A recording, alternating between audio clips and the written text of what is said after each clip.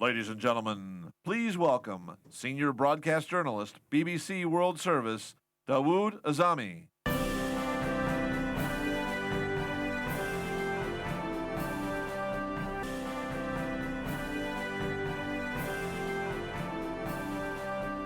think you are.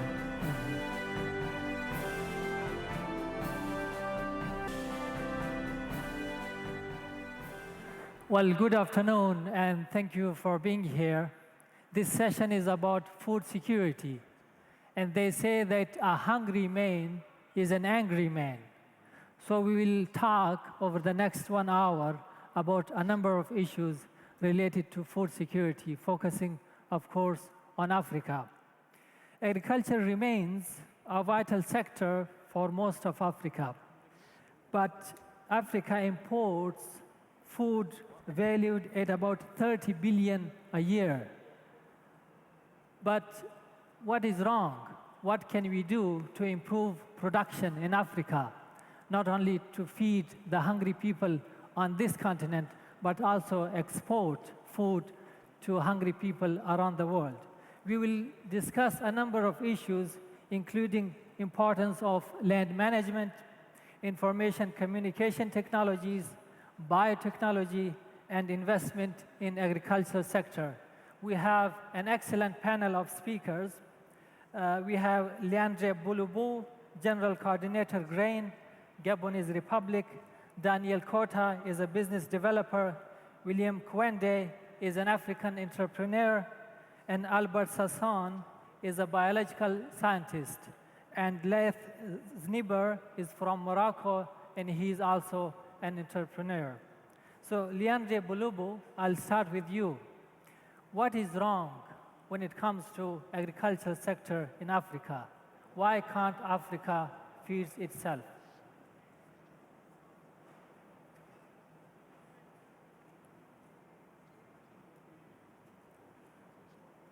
Merci de me donner la parole. Thank you for giving me the floor and for having invited me to join you on this panel. I am in charge of the Graine project. It is an agricultural project that reconciles two major components of development for Gabon, particularly as regards green Gabon. And we have two preoccupations. The first is that we have an issue with food safety because we import most of our food. And secondly, we have not been able to diversify our economy and thereby increase the share of agricultural production. So our heads of state have asked us to try to solve these issues through Green Gabon by developing fresh produce to reduce our dependence on our neighboring countries, and secondly, to position Gabon as an exporter of tropical products, hevea, coffee, and cocoa. This is a vast program to be able to solve both of these issues. And we will go a little bit further later on to tell you how we reconcile the imperatives of the development of agriculture, of the agricultural sector, and environmental protection, knowing that Gabon, as we saw yesterday, has pledged very strong engagements. Our president mentioned this yesterday. And we are working on dealing with climate change. And this is why we are trying to reconcile both of these imperatives. I will stop here and give my other panel member friends the time to contribute, and then we will react to your questions in the room, and I thank you for your attention. Thank you. When we talk about food security, it is not only about production, it is also about distribution and availability at the right price. So, Mr. COTTA, you have been working in Africa for many years. What is your experience? Is it a problem of production, or is it a problem of distribution or availability, or all of the above?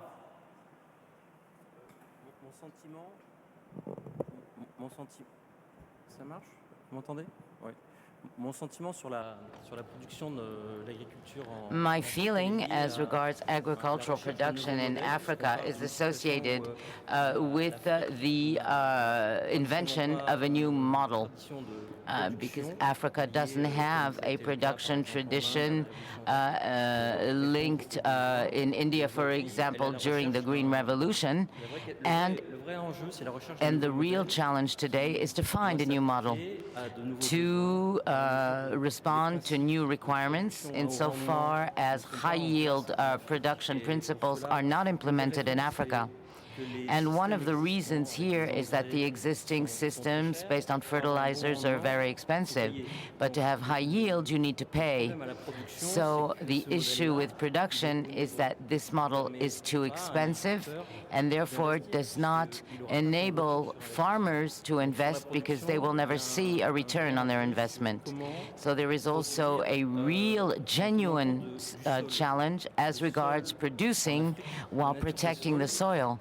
In Africa, the nature of the soil is what should allow us to properly dose the fertilizers we use for quality production.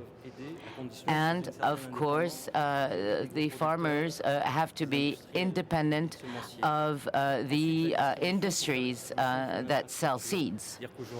So today in Africa, we are more in a neighborhood agriculture approach and peri-urban agriculture, for example, the one that is developing in the neighborhood of the cities themselves, and also immediate consumption products are involved, and they are in insufficient quantity in Gabon as in other countries.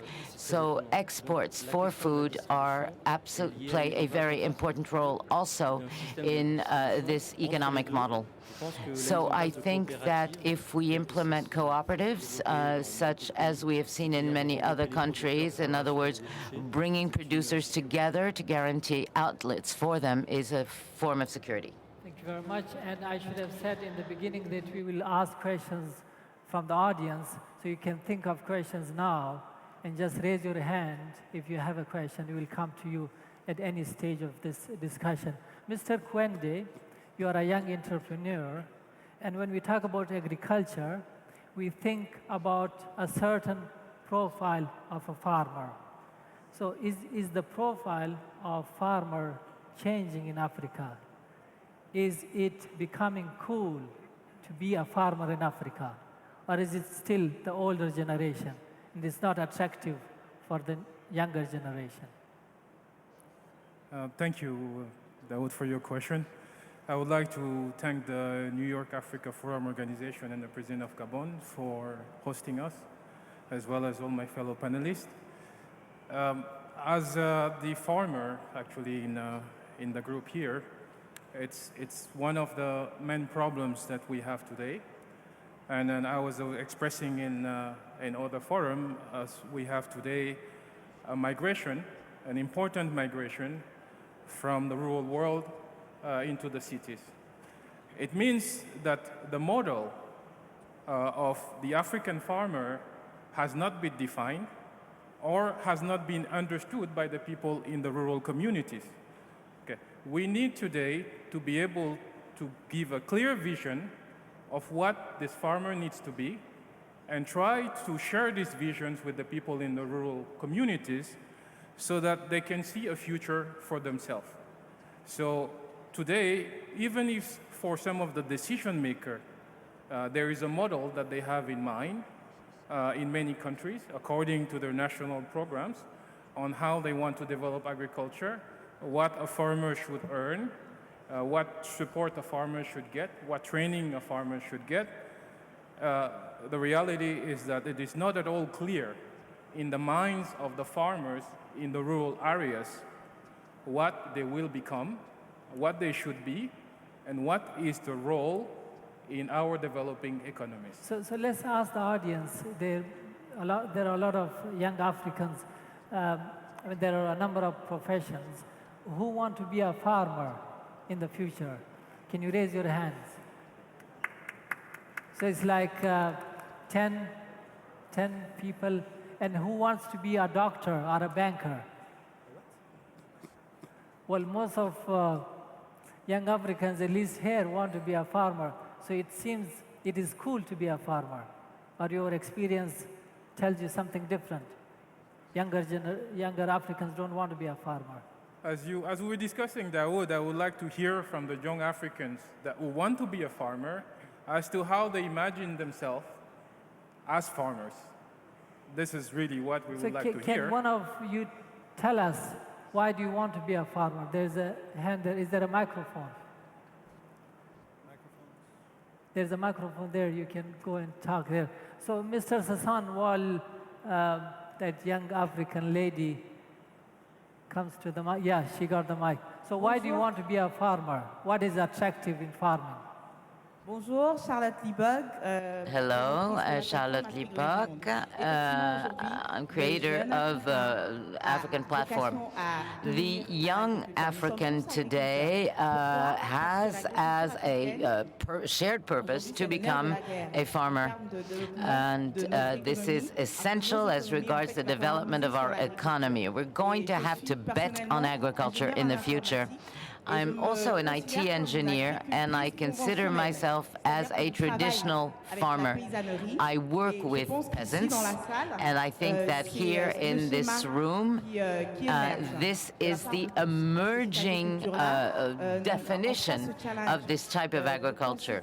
The challenge of the revitalization of African agriculture cannot only be based on associating or working with peasants.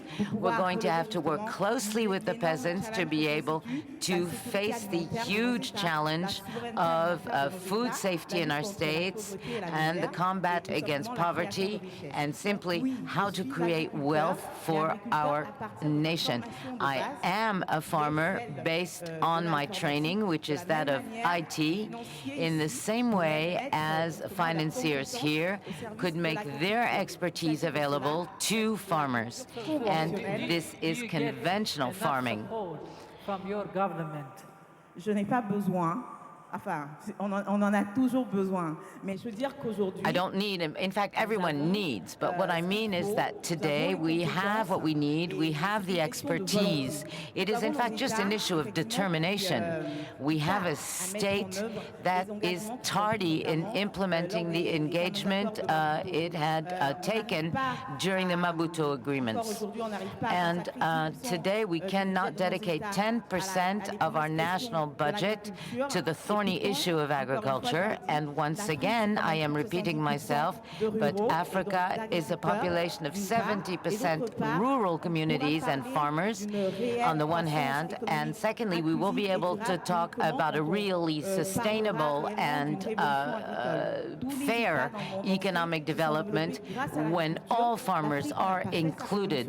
Africa has not undertaken its agricultural revolution, and it will only be able to do this with the youth of our countries and in collaboration with our peasants.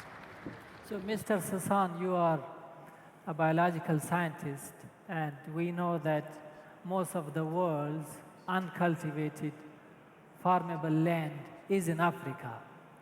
So, when it comes to biotechnology, it was key in the Green Revolution in 1960s in Asia and Latin America. So why didn't that work in Africa? Why is biotechnology not used or properly used in Africa? Well, thank you, Mr. Chair. First of all, I can't agree more with the last speaker.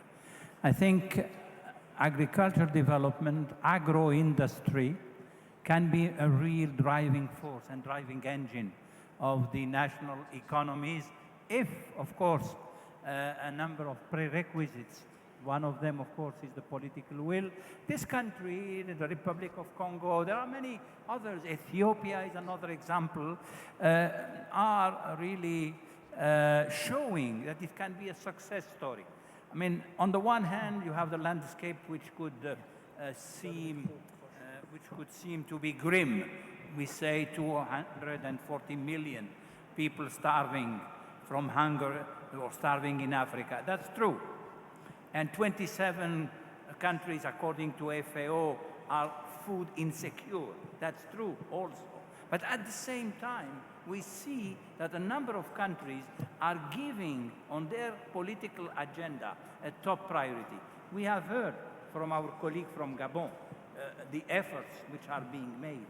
And just the last speaker has said that they are involved. They want to be involved. They will do as much as they can. Now, your query is about the technology package. But we know that the technology package is not enough to make another green or double green revolution. You need the social package. You need to bring schools. You need to bring roads. You need to improve infrastructure, to organize markets so that the farmers, can live. Because we cannot say Africa is tomorrow. Africa is today.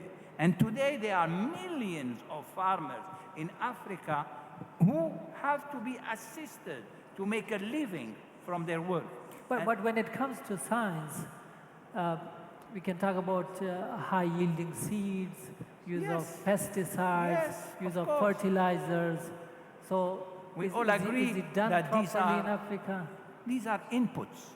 These are inputs. Think of the Chinese, think of the Brazilians. They have brought these inputs to the small farmer, to the family farmer, to the subsistence farmer in terms of improved seeds. They are not necessarily genetically modified, just improved. They have brought drip irrigation. They have brought, fertilizers, organic and inorganic. In Africa, we need a lot of organic matter. The soils are tired, and very often they are lateritic soils, which are not by, the volcanic soils are more fertile. That is why some countries have an edge over others. So we have to bring all these inputs, but not to forget the social dimension, which is absolutely fundamental. And that is the way out.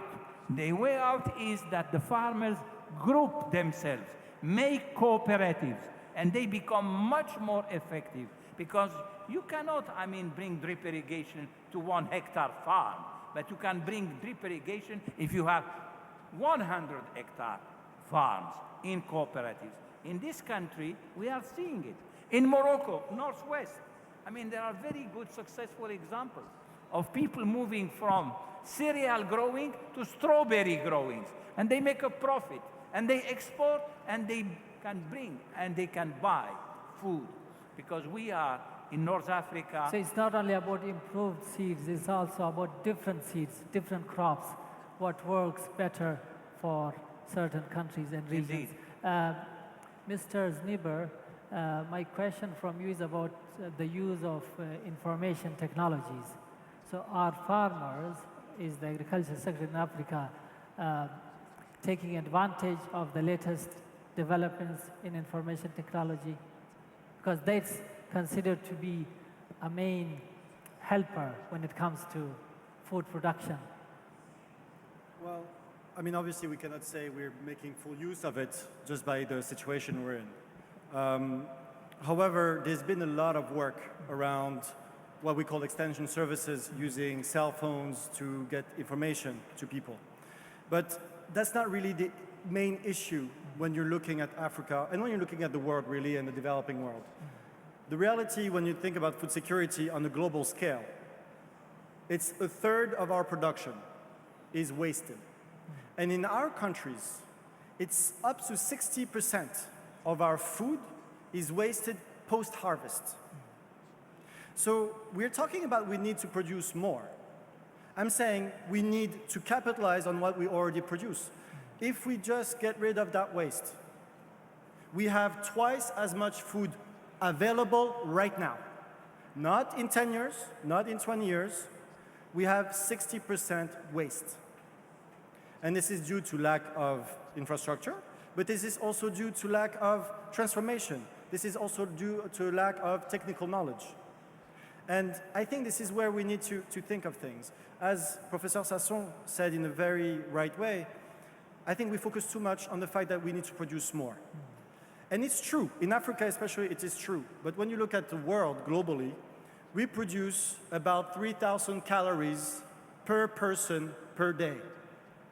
That means we can feed 50% more population in the world, perfect market conditions, etc., than we are feeding today. The problem, and as the lady said, is that we need to have sustainable farming. The green revolution that we've had was not green.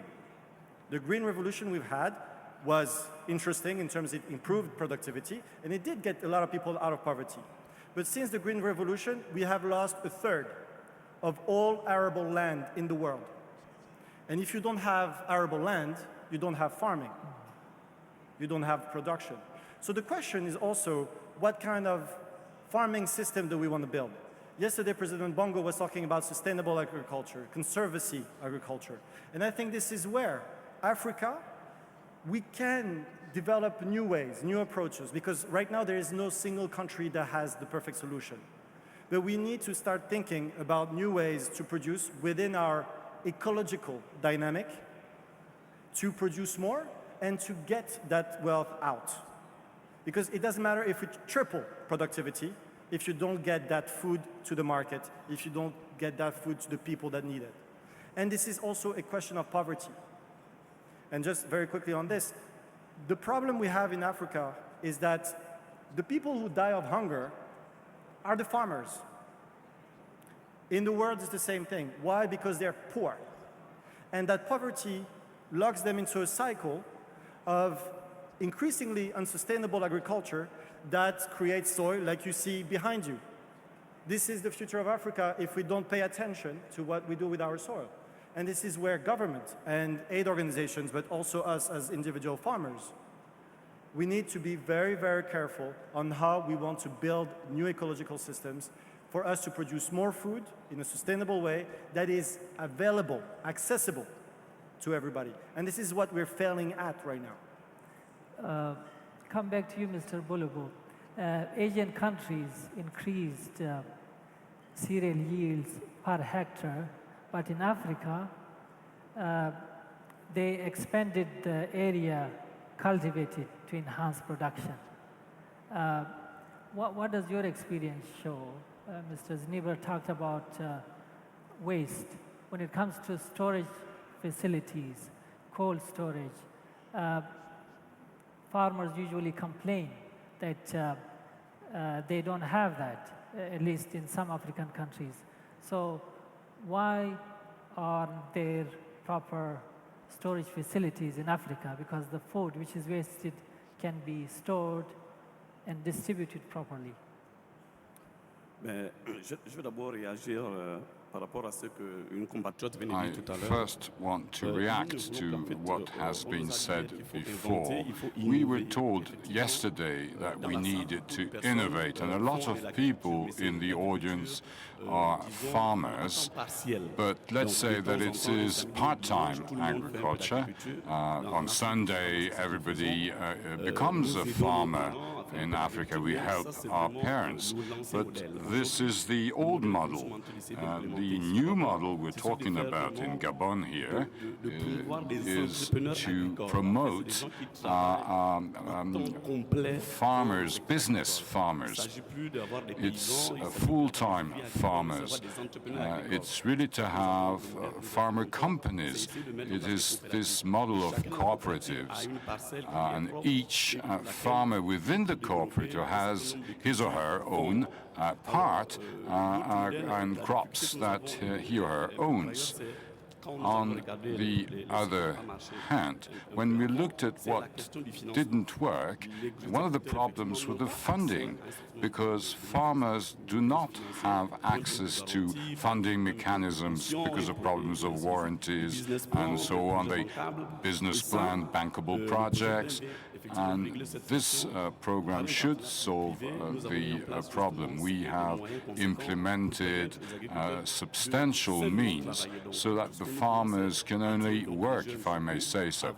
So we want the young generation to come to this program solving most of the other issues. We've talked about transportation, storage. In the program we are implementing here, we're trying to solve the problem upstream. The company is managing this program, and we are committing to buying all the production. So we do all the infrastructure, storage, buildings, and so on.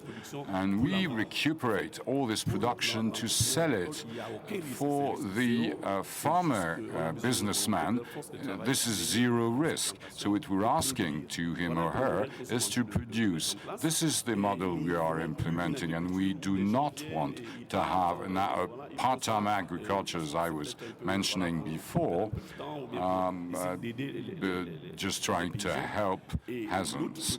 Our preoccupation is to reverse the rural curve, meaning rural people going to cities. We would villages getting empty and urban areas getting bigger and bigger. Villages with no one. We want to reverse this trend, having some people coming back to the villages. So not only do we make sure that autonomy is implementing with resources, but at the same time we have a social support through housing programs, as we mentioned before, water access, waste management, so that the young generation, which doesn't feel at ease in the urban area, could come back to something better in the villages and rural areas. So this is, very shortly, the model we are implementing. We hope that this will work and that other African countries can use it. Thank you very much. Is there another question from a farmer or an entrepreneur about infrastructure, agricultural infrastructure? There's a question here. Bonsoir. Moi, c'est Good afternoon, Richard Mongre. I live in the United States. Monsieur Boulobou, c'est ça? Donc, j'ai une suggestion. I have a suggestion question. Nous sommes de la diaspora. We are from the diaspora. When you are over 35 or 40 years, they stay abroad. But then again, I'm a president of the Association of the Community in New York, and I've got a message. You do not communicate enough. And I know what I'm talking about. I am supporting the President of the Republic. I know what he does, and I tell you this.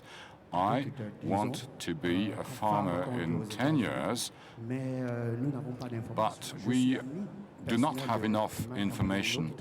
I am a personal friend of one of the persons who works with you, and I need more information so that I can talk more to the people who are with me, because we are a lot who want to return back to the country. As I said, you do not communicate enough. So what is this Graine program? Give me information so that when I come back to the United States, I can inform properly my community. Thank you very much. Yes, it was a good point. The governments need to communicate to the public and to inform them about the opportunities that they can exploit. We will talk now about extreme weather events and climate change, because that's another area which we want to discuss. Mr. COTTA, how is this having a negative impact on agriculture sector in Africa? Because we heard earlier that a lot of people are leaving their homes, their villages, because of drought, because of climate change, because of extreme weather events. So how can you make a few suggestions that can be applied to prevent migration of those people who are farmers but are leaving their homes because of extreme weather events? C'est très ambitieux de répondre en quelques Well, this is a very ambitious question. It's very ambitious to answer this question in just a few minutes, particularly at the scale of a continent. Well then, firstly, as far as I meant if you could make a few suggestions about climate-smart agriculture, like introduction of new crops, maybe. Je crois qu'il y a une intelligence par rapport au sol. Well, the problem, I'm coming back to this, it depends on the soil. It's very encouraging because what I have seen is that there are many people here who wish to become farmers and who are urban people. And to me, this, I'm very happily surprised. Now, coming back to the question of how you can answer the questions, you have very degraded situations. So let us not start with the worst. You cannot stop the fire wherever it is, because otherwise you would go in any direction. It's rather concentrating on some initiatives, finding back the essence of the soil. So the soil is a living being, if I may say so. There's a biological diversity, and this is the source of a new answer by getting together a certain number of initiatives. So having bio-fertilizers, organic fertilizers, locally produced probably helps producing at less cost. Second, you need to organize production. You need to grow crop. You need to have good soil. You need to have the cycle of the water isn't evident even under tropical climate. So these are very simple elements which help implementing an agriculture which is sustainable. Thank you very much. Any other questions from the audience? So there's a question here on this side.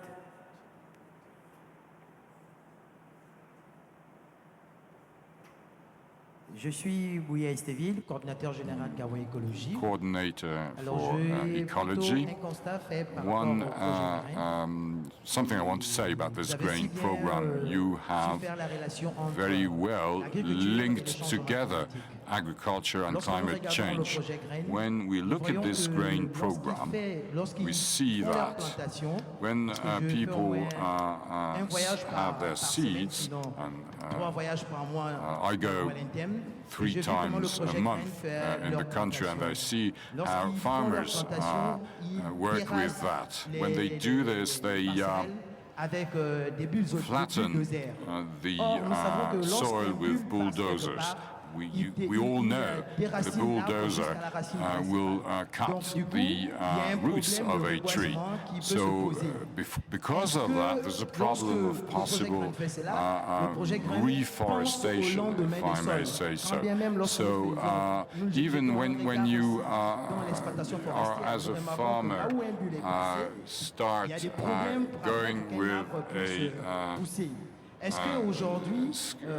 bulldozer flattening the ground, how can you uproot the tree? How can we be sure that the grain program is a sustainable program?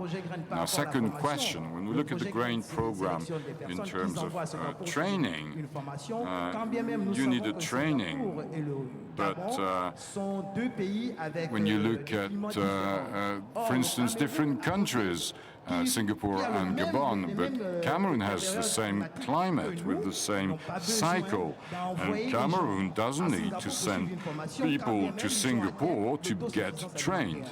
So is this a way for the grain project to show that there are more technologies in Singapore than in Gabon, and did you take into account the fact that these methods, I mean in Singapore, could be applicable in Gabon? And lastly, talking about fertilizers, do we know that industrial agriculture necessarily use a fertilizer, chemical fertilizer, non-bio fertilizer?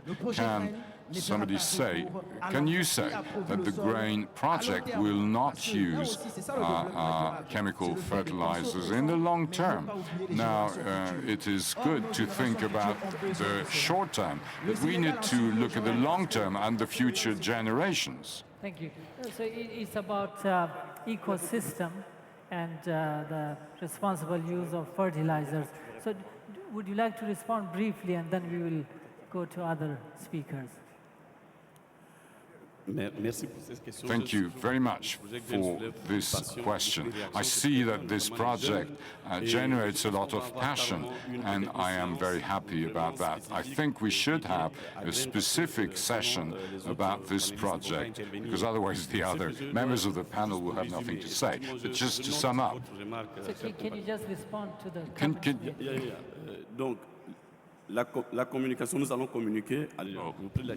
We will communicate to the diaspora. I've written this down. Now, to come back to the sustainability of our grain project, this is a no problem.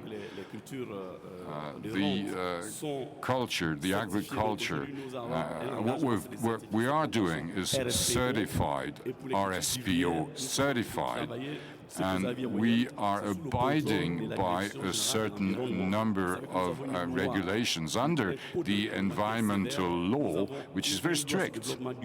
We have also a law for sustainable development. So, I mean, we are in a very strict framework. There are environmental impact studies. You can verify that. You can check that. We do this in the areas with low ecological risks. Now, for the areas that are already cultivated next to the villages, these areas have been determined with the ministry from which we depend. There are less impact. Now, of course, it's not zero impact area, but we want to have this intensive agriculture. So we need to look for large spaces. We cannot do what our grandparents used to do. So we need to use some fertilizer, we need to use some tools and machinery, but because we need to move away from food insecurity. So we need to find a balance, but at the same time, we have to take away some trees, but we have to do it as less as we can, abiding by the existing regulations. We have outside a booth in the outside room where you can see. Professor Sasson, this is your area of expertise. How much of agriculture in Africa is eco-friendly? There are concerns about the use of pesticides, fertilizers, even deforestation. So how much of it is eco-friendly, do you think? Well, I think I can summarize what has been said up to now by a slogan, but it is more than a slogan. It's reality. Produce more. We need to produce more. Despite the fact that we have to reduce drastically the wastage and the post-harvest losses, but we have to produce more. But we have to produce more and better, which means respecting the environment, respecting the soil, respecting the people, involving the people. In other words, you see, agriculture is a very complex enterprise.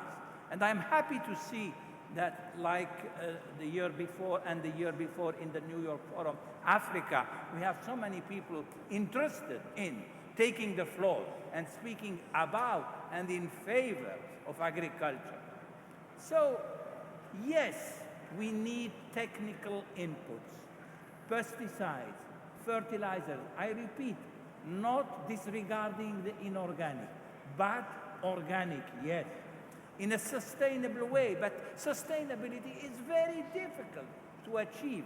You have sometimes to make compromises because the need is there. Feed the people, feed the hungry, help the small farmer. I repeat, the small farmer, the family farmer, because, as my friend Leyth has said, by helping agriculture, you are reducing poverty, and you are reducing extreme poverty, and therefore you contribute to the development of the country. So I think the African countries are not fools. I mean, they have understood the challenge. The challenge is to make agriculture on the political agenda and to make it a driving engine of the economy, in addition to mining, to hydroelectricity, to whatever you have. You say fisheries and so on. Don't forget, we have not spoken about it, livestock husbandry. Small livestock is very important component of this family and subsistence agriculture, and of course, of more intensified agriculture with all the inputs. And the social aspect, the social dimension is fundamental. We have spoken about the loans to small farmers. We have spoken about schooling, the vaccination of the children. All these, the Chinese have done it, the Brazilians have done it. And this is how they have reduced extreme poverty drastically. So William, a point was made earlier about education, educating farmers.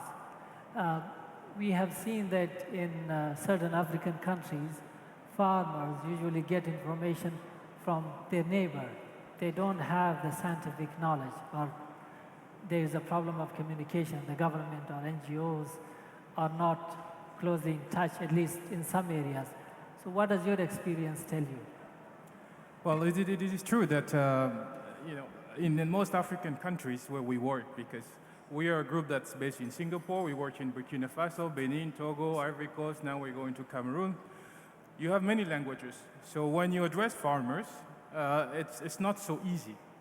So you need to take into account the complexity. And this is where information technology comes in place, right? In West Africa, we have developed, with the support of the USAID, a software called ESOCO. Now, ESOCO helps us to disseminate by SMS according to the language and communicate with the farmers on a regional scale. So it is present now almost in all of Africa, and it is a way for us to be able to be in constant touch with the farmers. So we use ESOCO to, for example, look at the distribution and the needs of the input. So we use ESOCO, and this relates to climate change, to provide information about the climate so that the farmers might know that a big rain is coming, or they might know when to put the seeds in the ground. Because now with the climate changing, if you don't put the seeds in the ground at the right time, you will very likely have a crop failure.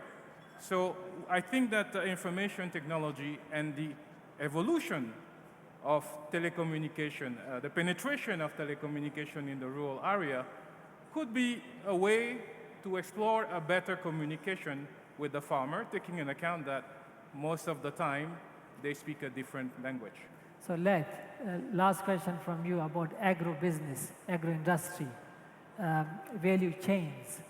So where are we in this area? Where are we in this area? You mean in the How can we improve this? Well, because you talked about waste. So if they can add value, they can avoid the waste. I think the main problem we have in terms of industrializing agriculture and transforming agriculture is that we tend to do it in cities. And the reality is that today, thanks to technology, the notion of scale is much smaller in terms of transformation. And what we need to do along the infrastructure development is to actually put the factories where the things are produced. And this is really important when we're talking about waste, because it's not a lot of things you cannot store, and it doesn't matter how much energy you waste in getting cold storage. You need to transform it, and this is part of the model we need to build. And this is where I think a lot of innovation needs to happen in how we produce, And just to go back on what the gentleman said, I think we need to move away from that very dogmatic approach to say organic agriculture is the only way or intensive agriculture is the only way. The truth is sustainable agriculture is going to be a mix. And it's going to be a mix of farming, but it's also be a mix of how we're going to transform that product as closely and as efficiently and as sustainably as possible locally. But this is also, and we barely talked about it, but we talked about it earlier, the notion of energy. Because to do all this, you need energy. And the thing, and I think this is the most important part about agriculture and that we mostly fail to see. You cannot think agriculture as a standalone dynamic. Agriculture is about soil management, it's about infrastructure, it's about energy, it's about education, it's about developing other kind of jobs because as we intensify, as we modernize agriculture, there'll be less jobs in agriculture. And if you don't want to have them to move into the cities and be poor, you need to create jobs. So we have to think of things holistically. And this is, I think, where we should not think as agriculture as one thing. We should think of agriculture as rural development, as holistic approaches to filière. How would you say in filière? Value chain. Value chain, well, agricultural value chain, but also as a social value chain. Basically providing the right jobs, road, education. I mean, why do people leave the rural world? It's not because they think being a farmer is not sexy. They leave because they have to, because of poverty. So we will fail any agricultural policy unless we have a holistic approach. Thank you very much. I'm afraid our time is up, but I'll just sum up some of the points made here. Agriculture sector is key to achieve food security as well as inclusive growth in Africa. Africa can feed itself, and agriculture can be a driving force in Africa. But we need to take certain actions, helping small farmers, subsidies, cooperatives. Another point was about technical package, which involves better seeds, the use of fertilizers, and better soil management. Social package was mentioned, schooling, building roads, subsidies, and loans for farmers. Another point was about sustainable farming, informing and educating farmers, and avoiding waste was another point. Transportation facilities and storage facilities need to be built. And it's not about producing more, it's also about respecting environment. So there were many other important points also made by the speakers. So I would like to thank the speakers and the contributors in the audience. Thank you very much.